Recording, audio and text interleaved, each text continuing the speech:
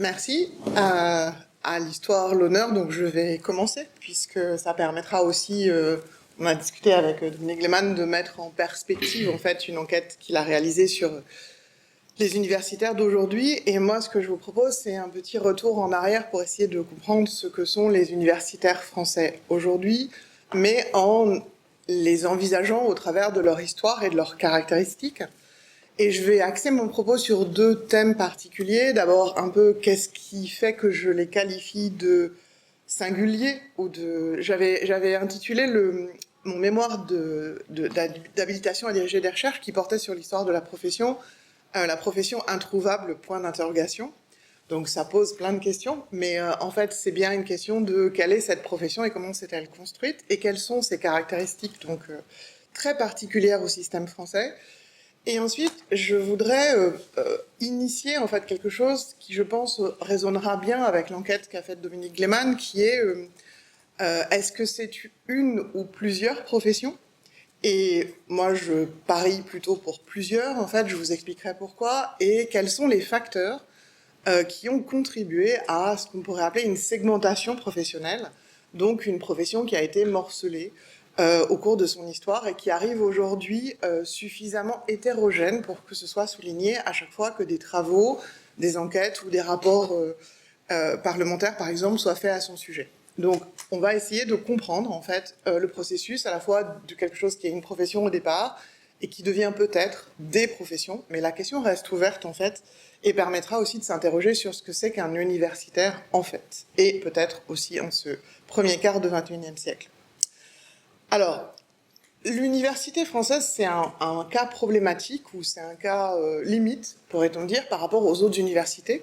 Parce que certes, il y a eu des universités en France, comme partout, en Europe. C'est vraiment même la France se targue d'avoir une des premières universités avec la Sorbonne, alors un peu en concurrence avec Oxford, avec Bologne. Bien, on ne sait pas bien qui a créé la première université, mais en fait, la forme universitaire, cet enseignement qui est donné avec des grades, par une communauté, par une corporation en fait de maîtres, existe dans toute l'Europe et en France comme ailleurs. Le seul problème, c'est qu'en France, il y a la Révolution française et que la Révolution française va faire disparaître l'université telle qu'on la connaît depuis plusieurs siècles, parce que c'est une corporation, et donc à partir du moment où les corporations professionnelles sont interdites, les corporations universitaires le sont, avec en plus une petite volonté de la part des révolutionnaires de supprimer une institution qui est très souvent liée à l'Église, et donc qui aurait été un risque en fait pour la de captation des élites, de la formation des élites. Donc on supprime en 93, en septembre 1793, complètement les universités qui disparaissent. Et pendant 20 ans, on n'aura pas d'université. En fait, pendant presque un siècle, on n'aura pas d'université, en réalité, mais on va avoir un système qui va être refondé par quelqu'un qui joue un rôle assez important, on le sait, et vous, en droit, vous le savez tout particulièrement, qui va poser les fondements d'un mode d'organisation de l'enseignement qu'il appelle l'université impériale, qui va être fondée entre 1802, c'est la première date, puisque c'est la date de création du baccalauréat, et 1808, c'est la date de création des facultés, ce qu'on appelle, et du décret qui organise l'université impériale. Et l'université impériale, qui apparaît ici, donc ça c'est le titre 1 du décret du 17 mars 1808, qui est donc le document qui fonde ce système, il est défini par une caractéristique principale qui est le monopole de l'État. Donc l'État a le monopole de l'enseignement sur ce qu'on appellerait aujourd'hui le secondaire et le supérieur. Donc on ne peut pas ouvrir d'enseignement secondaire privé, on ne peut pas ouvrir d'enseignement supérieur privé. Il est bien spécifié à l'article 3, nul ne peut ouvrir d'école ni enseigner publiquement sans être membre de l'université impériale, ce qui veut dire en fait être fonctionnaire de l'État napoléonien et gradué par l'une de ses facultés, ce qui est une des conditions sur lesquelles on reviendra. En faisant ça, qu'est-ce que fait Napoléon? D'une part, il va créer des corps d'État pour les enseignants. Donc ça, c'est aussi une caractéristique qu'il faut avoir en tête parce que dans aucun autre pays, en particulier dans tous les pays qui ont des universités anciennes, même des universités plus récentes, comme on peut penser à l'Amérique du Nord, les universitaires ne sont des fonctionnaires d'État. Ils ont différents types de statuts, ils sont rarement fonctionnaires, ils le sont en Allemagne, ils peuvent l'être en Italie, en Espagne, mais globalement, ils ne le sont pas forcément. Pour autant, ils ont des contrats qui sont d'une très grande stabilité. Hein. La question de la précarité n'est pas en cause là, mais simplement, c'est pas l'État qui les emploie, c'est leur université. Donc ça, c'est quelque chose qui est extrêmement important parce que ça fonde une relation dont on va voir que dans la situation française, elle est évidemment interprétée de façon complètement différente. Et puis, dans le cas qui nous intéresse, alors ça concerne évidemment un peu moins le droit et la médecine qui existaient de façon antérieure, mais Napoléon, quand il crée les facultés, il crée 4 ordres de facultés. On va éliminer la théologie très vite, donc je ne la mentionnerai pas. Le droit et la médecine, qui sont des anciens ordres universitaires, et les lettres et les sciences, qui correspondent à ce qu'on appelait la faculté des arts, qui était une faculté propédeutique au droit et à la médecine sous l'Ancien Régime. Et en fait, il en fait des facultés à part entière, et puis il va créer plein de choses qui sont très amusantes et que vous connaissez. Il va créer l'agrégation, il va créer les écoles normales supérieures, il va créer les concours de recrutement de fonctionnaires, et l'ensemble va être articulé au sein de cette université impériale, monopole d'État, composé de fonctionnaires. Alors c'est très important parce que ça reste quelque chose qui fonde 2 principes sur lesquels la profession fonctionne encore aujourd'hui. Un principe d'égalité entre ses membres, qui fait en particulier que nous avons tous le même salaire. Alors, comme nous n'avons pas tous le même âge et que notre salaire varie en fonction de notre âge, nous n'avons en réalité, autour de cette table, pas tous le même salaire, peut-être. Mais le fait est que nous avons tous la même grille salariale. Et aucun d'entre nous ne peut aller voir son président d'université en disant « je suis exceptionnel, je dois donc gagner 4 fois plus que mes camarades ». On peut le faire, mais on n'obtiendra absolument pas gain de cause, puisque c'est techniquement impossible du fait du statut de la fonction publique dans lequel nous sommes. Et nous sommes recrutés selon les mêmes procédures, quel que soit le lieu. Le concours de recrutement des professeurs et des maîtres et maîtresses de conférences des universités, qui sont actuellement les 2 corps principaux, sont normés et fixés par des règles qui sont des règles fortes. Alors, je ne vais pas trop m'avancer parce que là, je suis entourée par 2 juristes, donc c'est toujours très compliqué, mais il me semble que comme il y a du décret derrière, c'est assez fort, voilà, dans l'espace juridique. Alors que dans les universités, par exemple, en Amérique du Nord, qui sont le modèle mondial actuellement, les universités sont libres absolument de fixer leur recrutement. Je vais vous donner un seul exemple. En France, vous ne pouvez pas être recruté si vous n'êtes pas docteur. C'est une obligation réglementaire. Aux États-Unis, vous pouvez être recruté si vous n'êtes pas docteur. Ça ne pose aucun problème à personne. Le fait de recruter des docteurs est plutôt une norme tendancielle, mais juridiquement, ça ne figure jamais dans les règlements des universités. Et la deuxième chose qui est très importante à avoir en tête, c'est que c'est un corps qui est, comme il est un corps de fonctionnaires d'État, c'est un corps national, c'est-à-dire qu'il est, je vous le disais, régi par des règles et par des règlements qui sont valables pour tout le monde, mais il est aussi piloté par le centre, c'est-à-dire il est piloté par le pouvoir central, l'administration, le ministère, l'État, qui va également organiser les logiques de carrière, les logiques de circulation des individus, d'affectation des individus. Donc avec un contrôle aussi de la part de l'État très fort sur les universitaires. Alors, ben voilà, j'avais oublié évidemment ma... Et la marque de ce lien très fort avec l'État, c'est qu'en particulier les professeurs, qui pendant très longtemps ont été le seul corps de fonctionnaires de l'université, les professeurs sont nommés par décret. Et il me semble même que c'est un décret présidentiel, mais je ne suis plus très sûre.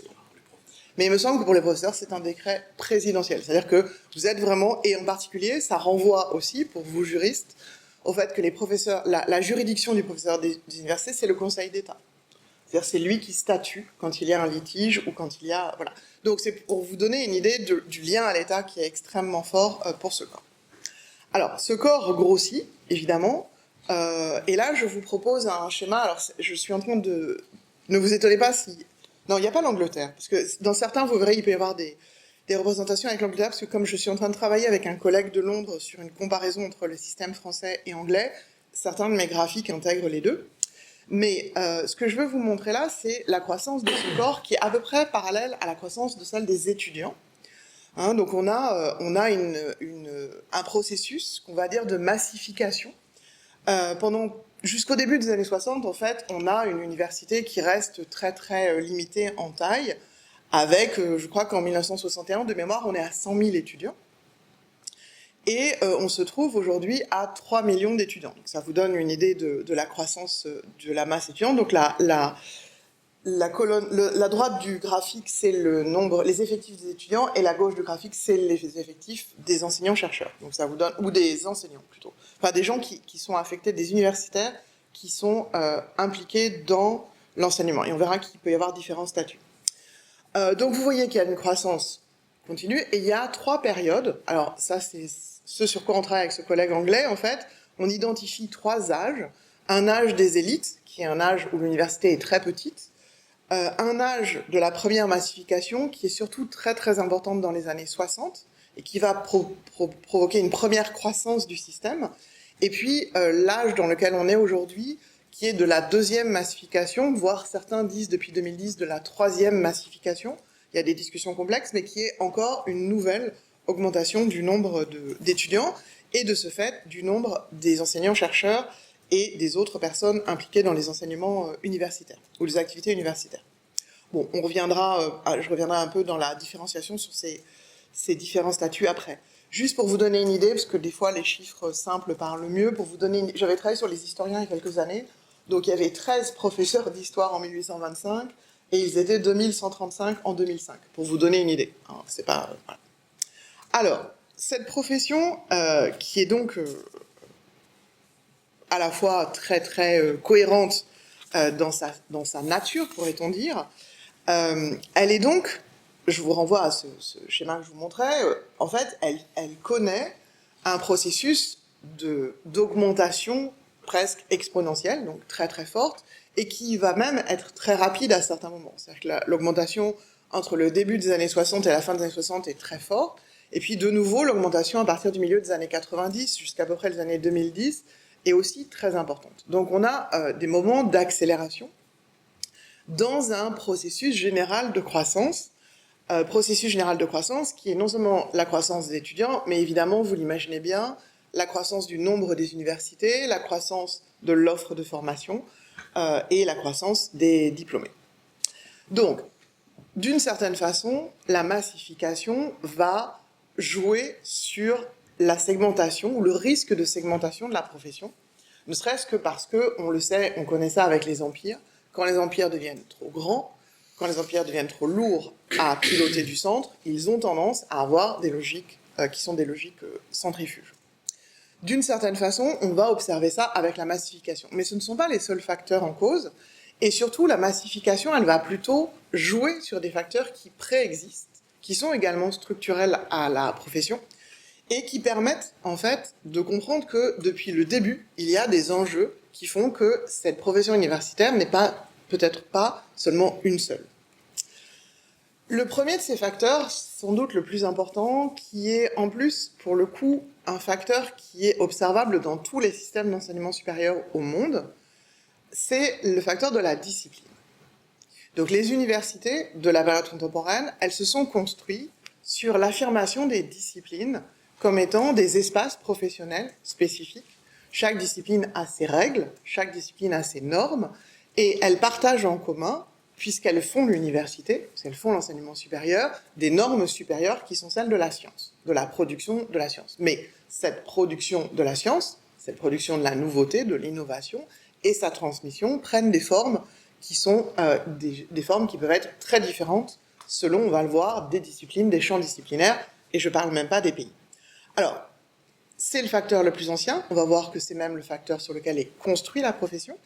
C'est le facteur le plus fort, c'est-à-dire c'est celui qui reste aujourd'hui, celui qui détermine les plus grandes différences entre les individus de cette profession, et c'est le facteur le plus constant puisqu'il existe depuis l'origine jusqu'à nos jours. Alors j'aime beaucoup les représentations allégoriques que nous proposent nos bâtiments anciens. Alors dans cette université qui n'est pas très ancienne, nous n'avons pas la chance d'avoir des fresques de Puvis de Chavannes et ses congénères, mais la Sorbonne et le rectorat de Paris sont un réservoir extrêmement riche de ce type de représentation. Et j'aime beaucoup celle des facultés, assises les unes à côté des autres. Alors vous voyez que, je vous parlais de la théologie, qui n'est pas là, mais que la pharmacie est venue se glisser discrètement sur la droite, à un moment où les facultés de médecine, qui étaient au départ de médecine et de pharmacie, se sont vraiment agrandies et il a été nécessaire en fait de couper en deux. Quand Napoléon a créé l'université, en fait, il a créé des facultés. Ce que je vous disais tout à l'heure, c'est, vous avez peut-être pas fait très attention, mais je vous disais, en fait, les révolutionnaires détruisent, enfin, interdisent les universités en 1793, et il n'y a pas d'université avant 1896. C'est-à-dire pendant un siècle, techniquement, ce qu'on appelle l'université en France, c'est cette université impériale recréée par Napoléon, et aujourd'hui, on appellerait ça le ministère de l'enseignement supérieur, de l'éducation nationale et de l'enseignement supérieur. C'est-à-dire c'est une sorte de gigantesque construction qui intègre à la fois l'enseignement secondaire, les lycées, et l'enseignement supérieur, les facultés. Donc Napoléon met en place les facultés, et il met en place un décret qui joue un rôle assez important, enfin dans le décret qui fonde les professeurs de faculté, donc les gens qui vont avoir la charge de cette fonction d'enseignement, le décret stipule que vous ne pouvez être professeur que dans une faculté dont vous êtes docteur. Alors, ça veut dire techniquement que vous êtes docteur en droit, vous ne pourriez pas être recruté comme professeur dans une université de médecine ou dans une université de lettres ou de sciences. À l'époque où Napoléon fait ça, j'allais dire, c'est pas très grave, parce qu'en fait, les champs sont bien distincts. À partir d'un certain moment, ça va devenir compliqué, je pense en particulier aux années 1960, où les disciplines se développent de plus en plus, de nouvelles disciplines apparaissent. Et par exemple, si on prend une discipline comme l'économie, l'économie peut avoir été... Vous pouvez être professeur en économie en venant d'un cursus dans une faculté, dans un cursus d'économie qui est dans une faculté de droit, donc vous êtes techniquement docteur de la faculté de droit, mais vous avez des mathématiciens qui s'intéressent à l'économie. Or, les mathématiciens, ils sont docteurs des facultés des sciences. Et donc, il est impossible pour les facultés de droit et d'économie de pouvoir recruter comme professeur titulaire un mathématicien, puisqu'il n'est pas docteur de la faculté en question. Donc, ce mode d'organisation, qui est très ancien, en fait, il va perdurer jusqu'en 1968, et donc il crée quand même un cadre un peu contraignant, parce que malgré tout, les disciplines ont un petit peu évolué depuis. Et puis, il va créer un cadre... Alors, je vous ai juste mis une autre peinture que j'aime beaucoup pour vous montrer à quoi servent les couleurs. Parce que vous avez vu les couleurs à l'instant d'avant. Donc, les allégories des facultés sont drapées dans une couleur, hein, vous voyez, voilà. Et là, je vous montre à quoi servent ces couleurs. Leur incarnation, elle s'incarne dans les toges. Donc là, vous avez faculté des lettres et faculté des sciences, autour de Louis Liard, qui à ce moment-là, après avoir été... quasiment ministre de l'enseignement, enfin de l'éducation, à l'époque est vice-recteur de Paris, c'est-à-dire recteur de Paris en fait. Et donc il est entouré de ses congénères, lui-même étant docteur, c'est pour ça qu'il porte une toge, mais comme il n'est pas dans l'exercice de sa fonction, il ne porte pas la toge de pleine couleur, il porte juste les marques de la couleur sous forme d'une étole, et les autres par contre, eux, sont bien habillés. Alors peut-être avez-vous déjà vu des choses en toge. C'est assez rare. Nous, on ne les fait, on ne s'habille en toge que pour les doctorats honoris causa. Ce qui nous arrive une fois par an, ou ce genre de choses. Et là, effectivement, nous avons un vestiaire dans lequel nous avons des toges. Alors moi, je suis très déçue parce qu'en fait, la toge de lettres est quand même d'une horrible couleur. Là, ça paraît jonquille, mais chez nous, elle est moutarde. Et c'est pas du tout... voilà. Mais peu importe, c'est très anecdotique. Alors, ce qui compte, c'est en fait... Alors, là, j'ai choisi une représentation, c'est un petit peu excessif comme représentation. C'est un schéma qui est tiré d'une organisation panoptique de prison. Donc, n'y voyez pas un sous-texte, c'est simplement parce que c'est le schéma qui, pour moi, montre le mieux le mode d'organisation. En fait, le fait d'avoir ces 4 facultés qui sont complètement autonomes, dans un contexte où on a une profession qui est pilotée par le centre, je vous disais tout à l'heure, va pousser à un mode d'organisation dans lequel des instances centrales, qui sont à Paris, vont avoir la responsabilité de l'organisation de la profession universitaire, d'abord faculté par faculté, puis quand les facultés vont grossir, discipline par discipline. Et c'est ce qui va donner ce qu'on connaît aujourd'hui sous le nom du Conseil national des universités, mais qui en fait, dans sa structure préalable, existe depuis bien plus longtemps, existe depuis les années 1880 à peu près, et dans lequel En fait, je vous donne un exemple simple.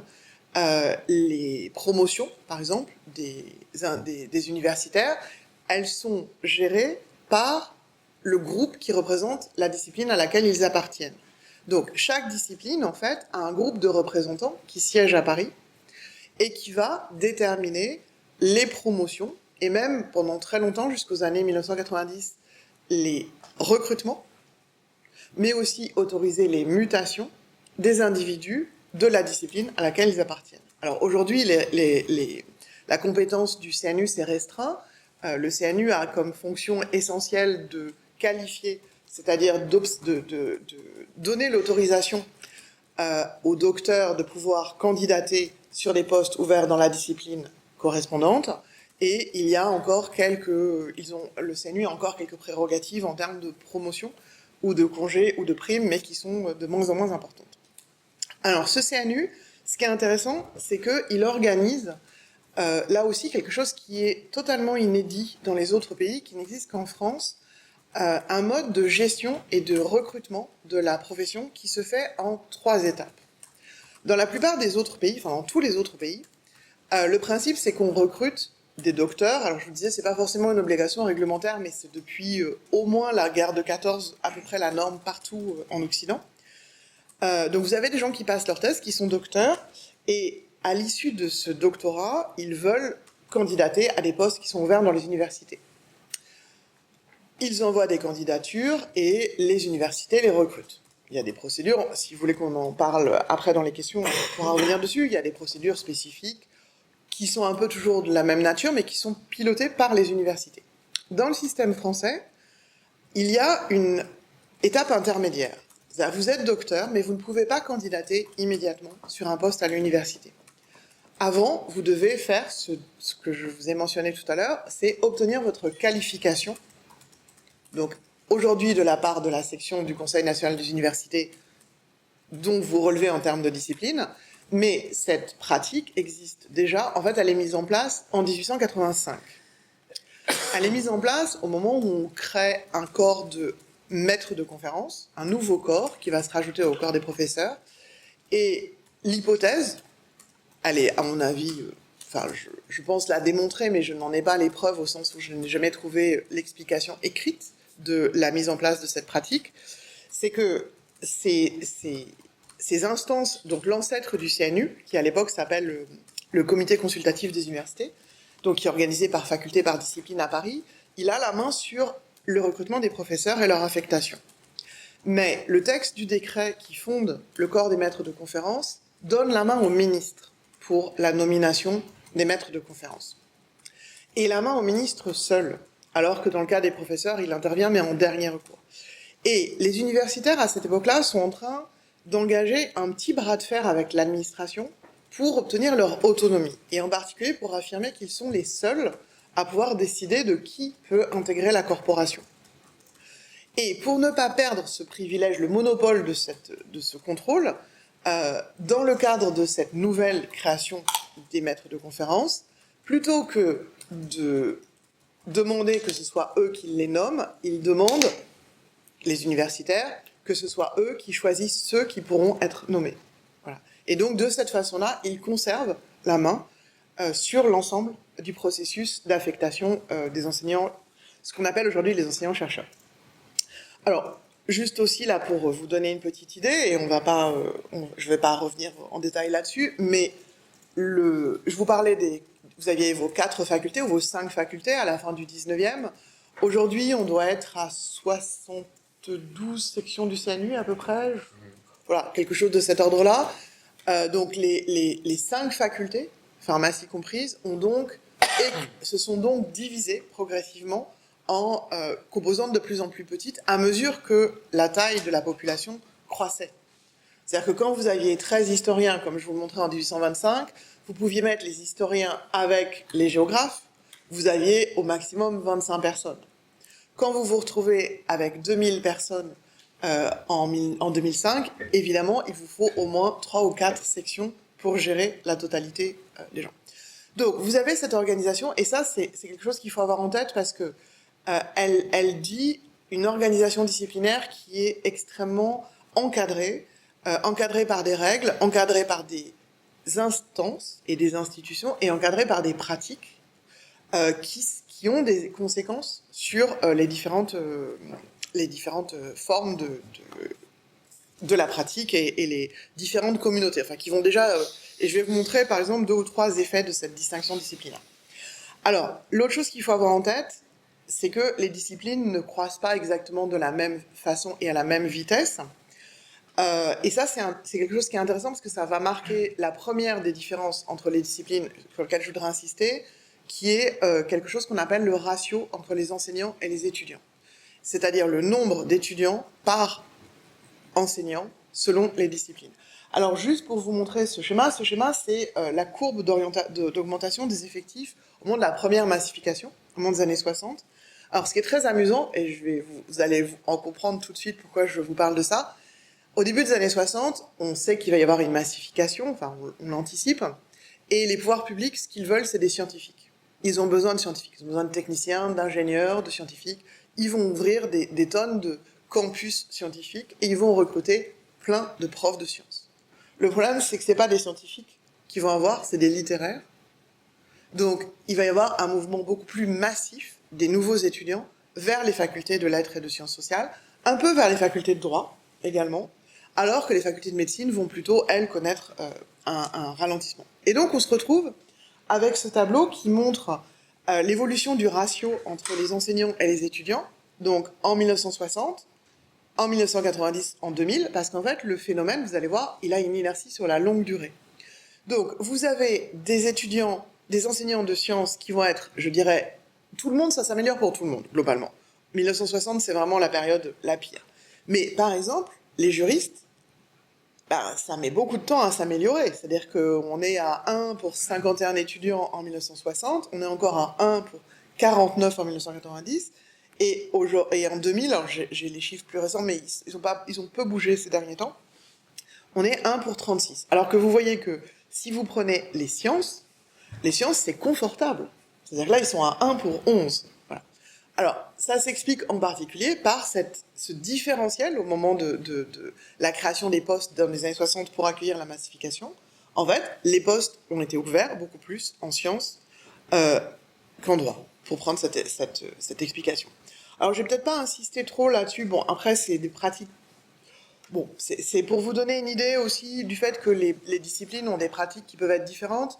Ça, c'est un tableau qui reprend, donc là c'est 2007, mais les pourcentages ne sont pas très variables selon les années. Elle concerne la question du taux de qualification. Je vous disais, donc pour pouvoir postuler sur un poste de maître de conférence, il faut être qualifié par votre section du CNU.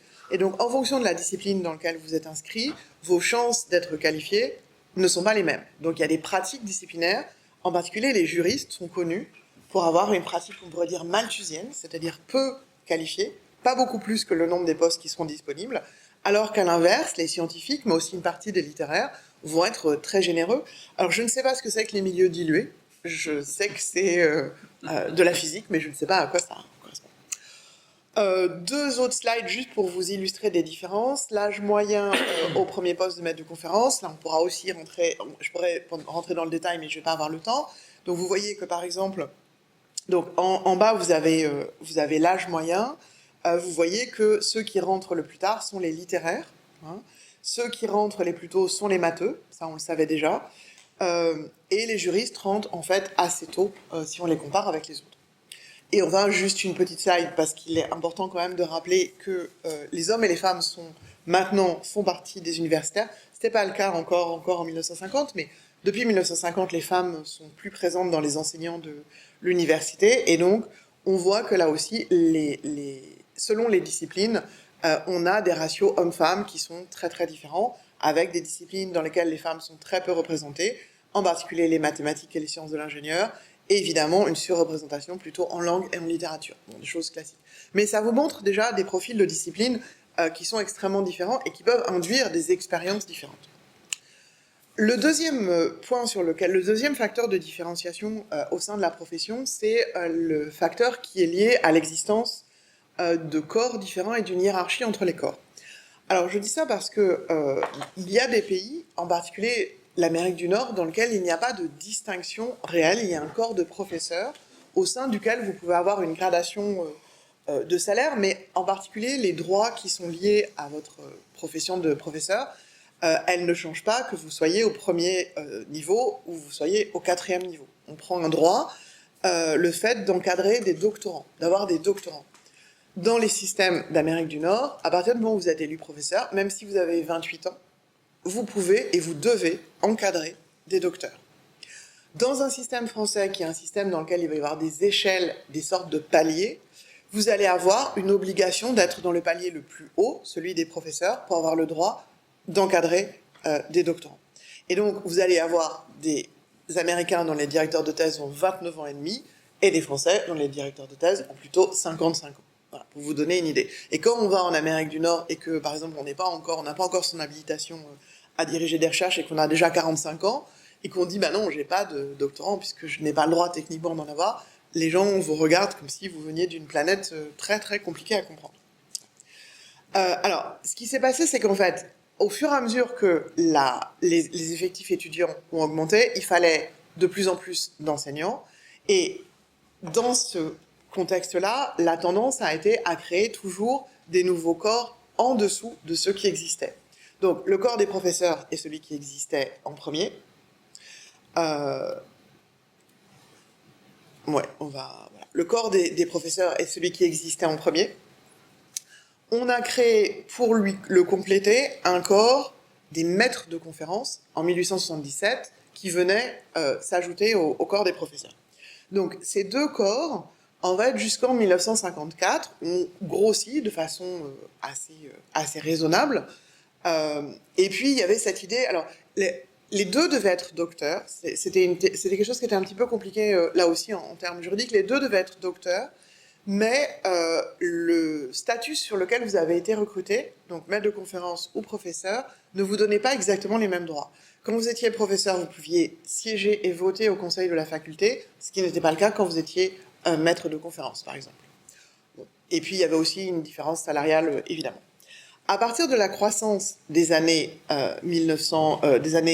juste avant la croissance des années 60, pour différentes raisons, à la fois une anticipation des besoins en termes de personnel enseignant, mais aussi avec l'idée que la thèse qui existait jusqu'ici était une thèse qui demandait énormément d'années en fait, d'investissement. C'était ce qu'on appelle la thèse d'État. En fait, à l'époque, ça s'appelait le doctorat, mais qu'aujourd'hui, on qualifie de thèse d'État, était souvent une œuvre de très longue haleine, qui pouvait vous prendre 10 ans, 15 ans. En histoire, ça pouvait durer 20 ans. Donc, en fait, vous ne rentriez dans l'université que très très tard. Et devant à la fois les besoins d'enseignants et puis l'avancée de la science, avec cette idée qu'en fait, ça serait bien que les gens puissent faire des thèses plus rapides, les scientifiques qui avaient vu ça aux États-Unis, qui revenaient des États-Unis à la fin de la Seconde Guerre mondiale, ont trouvé que ça serait une bonne idée de mettre en place une nouvelle thèse, en plus de la thèse d'État, une thèse plus rapide, qui se fasse sur le modèle du PhD américain, donc qui se fasse en 3-4 ans, qui a été appelée la thèse de troisième cycle. Voilà. Et qui a été implantée, alors elle est implantée, le décret doit dater de 1954 pour les sciences, 58 pour les lettres, 62 pour le droit, je crois. Enfin, ça se fait progressivement. Et on crée un nouveau corps national, encore, qui est le corps des maîtres assistants, à partir de 1960. Et pour être maître assistant, il faut avoir cette thèse de troisième cycle. Donc en fait, on a une gradation en 3 corps, les professeurs, les maîtres de conférences et les maîtres assistants. Et puis, en 1984, il va y avoir une nouvelle réforme, qui est encore celle dans laquelle on est aujourd'hui, où en fait, on va simplifier en 2 corps, avec une hiérarchie entre les deux, la hiérarchie étant en particulier la possibilité de diriger des thèses, entre les maîtres de conférences et les professeurs, et on va créer 2 niveaux de thèses différents, qui reprennent en fait, qui s'inspirent un peu de cette histoire de doctorat d'État et de troisième cycle, mais en grossissant un peu le doctorat de troisième cycle, donc ce qu'on va appeler, sur mon tableau ça s'appelle les DNR, le doctorat nouveau régime, comme ça qu'il s'appelait à l'époque, aujourd'hui vous l'appelez doctorat, Et ce qui était la thèse d'État a eu tendance à se transformer en un nouveau modèle qu'on appelle l'habilitation à diriger des recherches. Voilà. Et donc, pour être maître de conférence, il fallait avoir cette thèse nouveau régime, et pour être professeur, cette habilitation à diriger des recherches. Donc, il y a une gradation entre les deux qui construit, en fait, une logique de progression de carrière. Normalement, dans une carrière complète, vous rentrez comme maître de conférence et vous terminez comme professeur. Mais le système français vous autorise néanmoins à faire une carrière complète en tant que maître de conférence et à ne jamais devenir professeur, puisque pour devenir professeur, il faut cette habilitation. En droit, il faut une agrégation. C'est encore autre chose, je n'ai pas développé là-dessus, mais qui d'une certaine façon, crée le même palier, c'est-à-dire le palier pour rentrer comme professeur, sauf qu'il s'agit d'un concours national, dans le cas des juristes, alors que l'habilitation à diriger des recherches, c'est un diplôme qui vous autorise à faire des concours ouverts université par université. Mais ça revient au même. Alors, ce qui s'est passé et ce qui est compliqué dans la période qui nous intéresse, c'est le fait que... et là, j'ai repris un exemple des années 60, c'est qu'en se massifiant, et avec la création de tous ces nouveaux statuts, et encore, je n'ai pas mentionné le fait que ça, ce sont des statuts de fonctionnaires, c'est-à-dire des gens qui ont des postes de permanents. Mais quelque chose qui est très important dans la période qui nous intéresse, et en particulier dans la période la plus récente, c'est qu'à côté de ces postes de permanents, donc professeur, maître de conférence, il y avait eu les maîtres assistants dans les années 60, on va se mettre, à partir des années 60, à embaucher de plus en plus des contractuels, donc des gens qui vont être embauchés sur un contrat de 1 an, 2 ans, 3 ans, 4 ans. Alors, dans les années 60, on les appelait des assistants. Aujourd'hui, on va les appeler des ATER, ou on va les appeler des doctorants contractuels. Donc, ce sont des gens qui sont embauchés pour une durée déterminée et qui vont avoir à la fois des droits liés à leur contrat, mais pas celui de l'emploi à vie qui est lié à la position de permanent de la fonction publique. Et puis, il y a une nouvelle catégorie qui s'est vraiment développée très très fortement, qui ne figure sur aucun des graphiques parce qu'elle est mal connue en termes numériques, c'est la catégorie qu'on désignerait aujourd'hui sous le nom... Alors, qui s'auto-désigne sous le nom de précaire, que le ministère désigne en général sous le nom de vacataire, qui pendant très longtemps, historiquement, s'est appelé des chargés de cours, c'est-à-dire des gens qui sont embauchés en fait et payés pour une tâche. La tâche pouvant être un cours, pouvant être une mission de recherche, pourquoi pas, mais on est vraiment sur des contrats qui sont extrêmement précaires et qui ne font pas l'objet d'un recensement aussi clair que celui qu'on peut avoir pour les autres catégories. Et entre ces différentes catégories, en fait, ce qui se passe, c'est qu'il se passe une petite tension qui s'est déjà jouée dans les années 60 et qui va se rejouer en permanence, qui est que on se retrouve dans un schéma pyramidal dans lequel le nombre des professeurs est beaucoup plus petit que le nombre de ceux qui sont en dessous et qui aimeraient bien devenir professeurs. Alors, qui sont maîtres de conférence, maîtres assistants, pourquoi pas contractuels et chargés de cours. Et jusqu'au début des années 60, en fait, on était à peu près à l'équilibre. C'est-à-dire qu'il y avait un peu plus de professeurs, mais globalement, les gens qui étaient devenus maîtres de conférence pouvaient espérer devenir professeurs, et les gens qui étaient sur des statuts de chargés de cours, en attendant un peu, ils devenaient maîtres de conférence et professeurs. À partir des années 60, la croissance très rapide et l'ouverture de toutes ces nouvelles catégories fait qu'il y a une pression très forte. Et donc on va avoir des ratios entre ce qu'on appelle les rangs A, les professeurs, et les rangs B, en l'occurrence maître de conférence ou maître assistant, qui vont se dégrader fortement, et qui vont faire que pour chacun des individus qui rentrent dans le système, ses chances d'accéder finalement à un poste de professeur se raréfient. Et ça, c'est quelque chose de très important à avoir en tête, parce que on est de nouveau dans des périodes dans lesquelles ça se raréfie. Alors ça fait un peu des effets... il y a des effets de cliquet, c'est-à-dire qu'il y a des moments où il y a beaucoup de départs en retraite, donc des postes de professeurs s'ouvrent, se libèrent d'une certaine façon, et donc il va y avoir une sorte d'appel d'air qui va un peu libérer de la pression. Et puis il y a des moments, et on est un peu dans cette période quand même ces dernières années, dans lequel non seulement il n'y a pas tant de départs en retraite, mais en plus il y a plutôt tendance à diminuer le nombre de postes de professeurs, et donc ceux qui ne le sont pas encore, pour ceux et celles qui ne le sont pas encore, la compétition devient de plus en plus difficile. Et donc ça crée des tensions. Alors, j'ai pris un truc sur Internet qui m'a amusé, mais c'était à propos de... Je ne sais pas si vous le savez, mais ça va parler à mes collègues de table. Les enseignants-chercheurs sont gérés par un serveur qui s'appelle Galaxy, sur lequel il faut mettre tous les éléments qui permettent qu'on ait nos promotions, nos congés sabbatiques, etc. etc.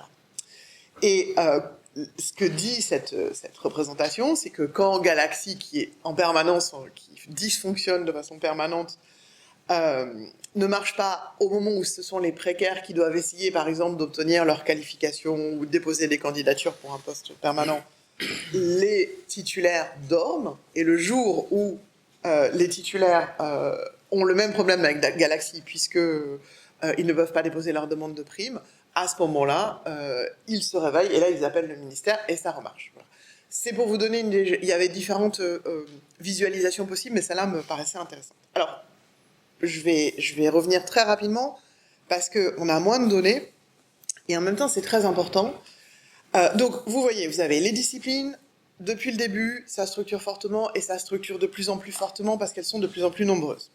Vous avez les statuts. Les statuts, à partir du moment où on a commencé à avoir des statuts professionnels, des catégories de plus en plus nombreuses, avec des chances de moins en moins fortes de pouvoir accéder en haut de la pyramide, créent des tensions.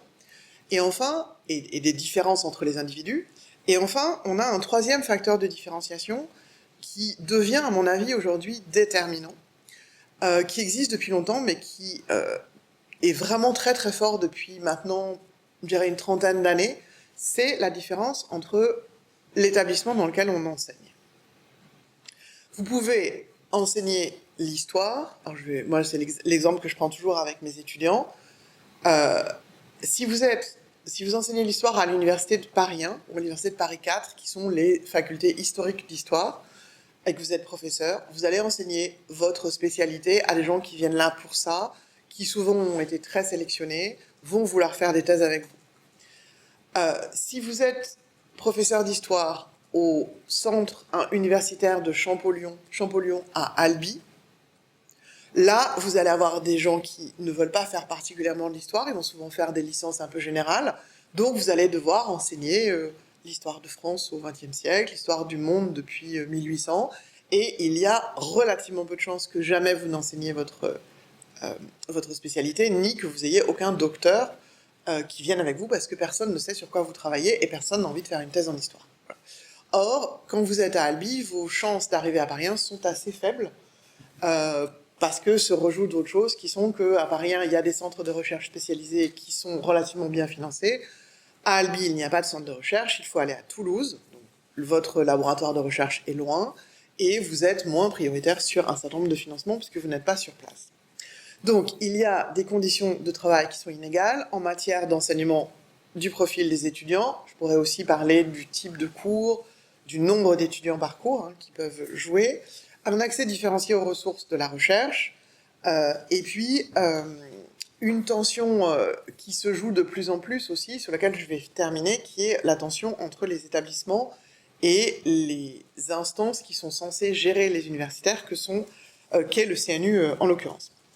Alors, juste un petit point, c'est intéressant d'avoir en tête que, en fait, depuis le début du XXIe siècle, on a un peu ce qu'on a appelé du carpet bombing, ce qu'une collègue politiste a appelé du carpet bombing, donc un tapis de bombe, en disant on a des réformes tous les ans, tous les 18 mois, on a des réformes tout le temps, tout le temps, tout le temps. Et donc le carpet bombing, c'est l'idée que vous allez sidérer l'adversaire en lui imposant des bombes permanentes. Et donc il y a cette idée, donc on a repris un certain nombre de ces... Et encore, on s'arrête en 2013 à la loi Fioraso, mais ça continue depuis. Maintenant, on a les comptes nouveau régime, par exemple, depuis... Voilà. Alors, et vous le savez sans doute aussi, ça a produit, en fait, dans tout ce carpet bombing, il y avait toute une partie du dispositif était destinée à mettre en concurrence les établissements entre eux, et en particulier à considérer que l'enveloppe qu'on allait leur donner, l'enveloppe qui allait aller au-delà du simple argent par étudiant, allait être distribuée selon des logiques d'appel à projet. Donc on met en concurrence les universités qui gagnent, elles gagnent beaucoup, les universités qui perdent, elles perdent tout. Enfin, elles n'ont aucune aide particulière. Donc c'était par exemple ce qu'on appelait les initiatives d'excellence, à tout le PIA, donc les initiatives d'excellence, là ça doit être les équipements d'excellence, les équipex, donc on avait les IDEX, les IPEX, les LABEX, les IDEFI et non fixes. Et puis depuis, il y a eu les amis, enfin il y a des choses tout le temps, voilà. Maintenant c'est des PPR, je crois, ou PEPR, bref. Donc on a quelque chose qui va différencier les universités et qui ça se voit Par exemple, dans les financements, les inégalités de revenus entre les universités. Si vous considérez ce qu'on appelle la subvention pour charge de service public qui est donnée aux universités, c'est-à-dire l'argent qu'elles reçoivent, et que vous le divisez par nombre d'étudiants, vous allez avoir des différentiels très forts entre universités. Alors, vous allez avoir des différentiels très forts entre les types d'universités. Donc, vous voyez que, par exemple, celles qui sont globalement les mieux dotées, ce sont les facultés qui sont à la fois de sciences et de santé. Voilà, celles-là, elles ont beaucoup plus d'argent. Celles qui sont évidemment les moins dotées, c'est classique, c'est les facultés de lettres et les facultés de droit. Donc, on a une variation dont vous voyez que on est en gros pour la plus pauvre de toutes les universités. Je crois que c'est Lyon 2 qui doit être une des plus pauvres de toutes les universités, donc à 3 800 € par étudiant. Quand vous allez avoir des universités qui vont être parmi les grandes parisiennes, en particulier les pluridisciplinaires avec santé, je pense que Sorbonne Université est à 10 000 € par étudiant, voilà, dans la simple subvention de charge pour service public. Donc ça aussi, ça crée des effets très très forts de différenciation entre les universités. Et si vous l'ajoutez au fait que, je vous dis, il y a des choses très fortes entre les universités, mais qu'en plus, il existe en parallèle des universités d'autres formations publiques qui reçoivent de l'argent, en particulier des écoles, là, vous vous retrouvez avec ce graphique d'un étalement qui est très fort. C'est-à-dire que toutes les universités en moyenne reçoivent autour de 8 000 €.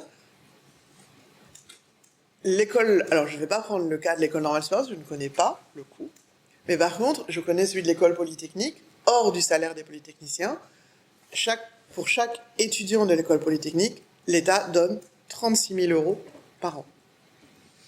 Voilà. Donc, vous avez une idée. Alors, ça veut dire quoi, donne 36 000 €? Ça veut dire paye des profs, ça veut dire finance des locaux, ça veut dire potentiellement donne des moyens spécifiques pour la recherche ou pour des bibliothèques ou pour des équipements. Hein, c'est pas, l'argent, il est calculé. Par exemple, il est calculé en fonction du nombre des enseignants-chercheurs qui sont disponibles. Donc, évidemment, c'est aussi un ratio. Le ratio que je vous disais tout à l'heure de 1 pour 11 pour les scientifiques, c'est un ratio, dans certaines universités, il est plus élevé, dans d'autres, il est plus bas. Bon, c'est des moyennes. Donc, vous calculez cette dotation à partir de là. Donc, et juste pour vous montrer, les universités ont bien compris qu'elles étaient différentes, à tel point que, par exemple, elles ont choisi de se regrouper. Il y a pas toutes les universités, mais au moins une partie des universités se sont regroupées dans deux alliances ou deux associations qui n'ont pas exactement le même profil. Il y a U10, les 10 universités de recherche, qui prennent en particulier Paris-Saclay, et donc U10. Et puis vous avez l'OREF, l'Alliance des universités de recherche et de formation, qui sont des universités majoritairement situées en province, de plus petite taille, et qui sont souvent des universités dites de proximité. Pour conclure, deux éléments essentiels pour la conclusion. La segmentation est très forte. Je viens de vous la montrer, elle a au moins 3 facteurs explicatifs, mais elle contribue à ce que l'expérience vécue des enseignants-chercheurs puisse être très différente, même au sein d'une même discipline, ou même au sein d'un même établissement, puisque on a vu que les disciplines jouaient aussi, et puis entre différents statuts. Ça, c'est une chose. La deuxième chose, c'est que tendanciellement, depuis les années 1990, la dimension pilotage par le centre de la profession a eu tendance à s'amoindrir. Donc le rôle des instances centrales a progressivement perdu de l'importance. Je vous disais, jusqu'aux années 90, le CNU, qui s'appelait pas le CNU, qui s'appelait plein de façons dans les années 80, en particulier, et le CCU avant, devait donner en dernier avis son accord sur la nomination de quelqu'un, enfin sur l'élection d'un prof dans une université. Ce n'est plus vrai depuis les années 90. Depuis les années 90, le CNU se contente de qualifier en amont les candidats, et ensuite les universités sont libres de choisir parmi tous les candidats qualifiés. Dans les années 90, le CNU commence à perdre aussi le monopole qu'il avait d'attribution des primes aux enseignants-chercheurs, d'attribution des congés. Il doit les partager avec les universités. Et progressivement, on a une bascule qui fait que les universités ont de plus en plus de prérogatives vis-à-vis des enseignants-chercheurs. Alors, elles ne peuvent toujours pas augmenter nos salaires. Je ne peux toujours pas aller voir le président de l'ENS pour lui dire que comme je fais des conférences extraordinaires, il est absolument nécessaire de doubler ou de tripler mon salaire. Même s'il est d'accord avec moi, il ne pourra pas le faire. Mais en revanche, il pourra m'attribuer une prime, puisque depuis, en particulier, le nouveau régime indiciaire des personnels enseignants-chercheurs, des primes des enseignants-chercheurs, il y a des primes qui sont attribuées directement par les universités, même si elles demandent poliment leur avis au CNU, c'est le président de l'université qui décide en dernière instance de l'attribution. Et donc, on se trouve dans une tension où on pourrait opposer d'une certaine façon le CNU à la LRU, la loi responsabilité et liberté et responsabilité des universités, parce que c'est elle qui en fait crée les fondements de cette autonomie de gestion des universitaires. Là aussi, il y aurait plein d'autres choses à dire, mais on ne va pas revenir dessus. Et on voit bien qu'en fait, on a une contradiction et une tension entre un CNU qui organise un fonctionnement vertical, dans lequel les disciplines sont autonomes, en fait, des universités. C'est-à-dire que la décision d'attribuer des primes et des promotions correspond uniquement à une logique disciplinaire, peu importe, en fait, d'une certaine façon, l'investissement des individus dans leur université. Et ça a poussé beaucoup de gens à dire un des problèmes du CNU, c'est aussi qu'ils ne regardent que la recherche, puisque c'est la seule chose qu'ils peuvent voir véritablement, parce qu'ils ne voient pas comment les gens travaillent. Et donc, cette logique d'autonomie des disciplines, de logique de silo, elle est favorable à ceux qui sont les meilleurs chercheurs, ou ceux qui sont plus exactement en situation de faire de la recherche de la façon la plus confortable. Et à l'inverse, la LRU, en créant en fait un espace de professionnels au sein des établissements, permet une reconnaissance potentielle de celles et ceux qui s'investissent dans les établissements, même s'ils font moins de recherche, parce qu'ils ont un investissement très fort pédagogique ou un investissement très fort dans des responsabilités administratives, et qu'à ce moment-là, l'université va les récompenser de cette façon. Et donc on se retrouve aujourd'hui dans un débat qui existe depuis maintenant une grande quinzaine d'années, qui, je trouve, n'est pas suffisamment porté par la communauté elle-même, qui ne réfléchit pas forcément à ces implications, d'autant plus, et ce sera mon dernier mot, que le système français rend les choses compliquées, puisque vous pouvez être à la fois juge de vos pairs en étant membre d'une section du CNU, et dans le même temps, vous pouvez être membre élu du conseil d'administration de votre université et juge de vos pairs dans sa dimension universitaire. Voilà. Donc vous pourriez en fait vous retrouver en conflit. Soit vous renforcez les choses, soit vous êtes en conflit. Donc cette profession est une profession qui se caractérise, à mon avis, aujourd'hui, surtout par une segmentation très importante. Et je crois savoir, pour avoir lu le livre de Dominique Lehmann, que les enquêtes, et la sienne en particulier, confirment cette situation.